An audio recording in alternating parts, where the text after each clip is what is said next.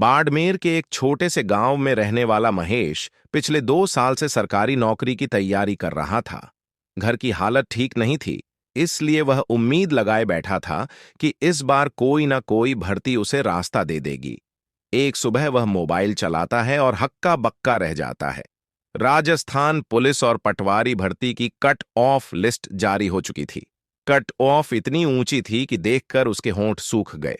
महेश धीरे से बोला, अगर इनकी कट ऑफ इतनी बढ़ गई है तो लगता है चतुर्थ श्रेणी कर्मचारी में सिलेक्शन तो और मुश्किल होगा।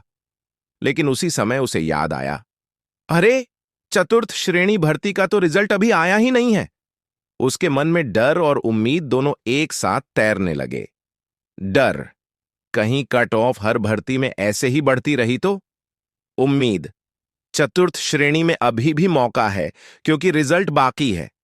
महेश की मां बोली, बेटा, जो आया ही नहीं उसका डर क्यों? रिजल्ट नहीं आया है, इसका मतलब अभी भी तेरे लिए उम्मीद खुली हुई है।